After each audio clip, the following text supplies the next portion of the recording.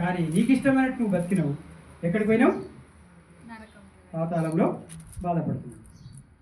ఇక్కడ అర్థమైంది అంటే ప్రతి దినము ధనవంతుడికి టైము దొరకలే, శుద్ధి చేసుకోలేడు, క్రైస్తవుడే, కానీ తనను వాక్యము చేత ఏం చేసుకోలేడు? పరిశుద్ధం చేసుకోలేదు. అదే జక్కయ్య ఏం చేసుకున్నాడు? ఒప్పుకున్నాడు, పరిశుద్ధపరచుకున్నాడు, విడిచిపెట్టిండు కదా. నేడు ఈ ఇంటికి రక్షణ. హల్లెలూయా. అట్లాంటి వాళ్ళు కావాలన్నమాట దేవుడికి. జక్కయ్య నువ్వు ఉండాలని దేవుడు ఇష్టపడుతున్నాడు. యవనస్తులుగా ఇంకేమైనా డౌట్స్ ఉన్నాయి? ఇంకా ఇక దృష్టిలో ఆలోచన చెప్పున్నాడు. ఒక పాపల మార్గం ఒక అపహాసం కూర్చున్న చోట కూర్చుండక ఎక్కువ కూర్చోవద్దు, ఏమవుతుంది? నువ్వు కూర్చున్నావు అనుకో, ఎక్కువ మాట్లాడినావు అనుకో, ఏమవుతుంది? గొడవ. దృష్టిలో ఆలోచన చెప్పున్నాం, అటు తిరుగుదాం, వీటి తిరుగుదాం, ఇటు తిరుగుదాం, అటు తిరుగుదాం. తాతనంతా ఇప్పుడు ఎటు తిరుగుతుందంటే జూడియోలు తిరుగుదాం, సినిమా హాల్ తిరుగుదాం, ఫ్యాషన్ మాల్ తిరుగుదాం, అన్నీ హైదరాబాద్ పెద్ద పెద్ద షాపింగ్ మాల్ తిరుగుదాం. ఎడుతున్నా దేవుని కొరకు తిరుగుదాం అనేటోళ్ళు ఎవరైనా కనబడరు నీకు? కనబడరు. తిరగడం, కూర్చుండక దుష్టుల ఆలోచన అది.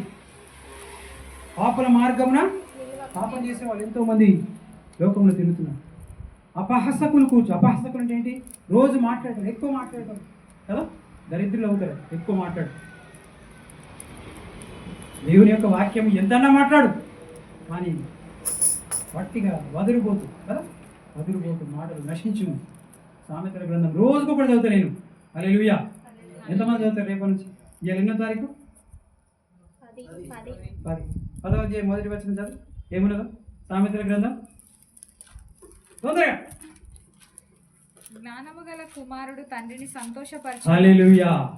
జ్ఞానము గల కుమారుడు తన తండ్రిని సంతోషపరచును. జ్ఞానము యెహోవా యందు భయభక్తులు కలిగి ఉంటే, జ్ఞానమే దుష్టత్వమును విడిచిపెట్టుటే వివేకమని ఆయన నరులకు సెలవిచ్చింది కదా. దేవుని యందు భయభక్తులు కలిగి ఉంటే నీకు జ్ఞానం వస్తుంది.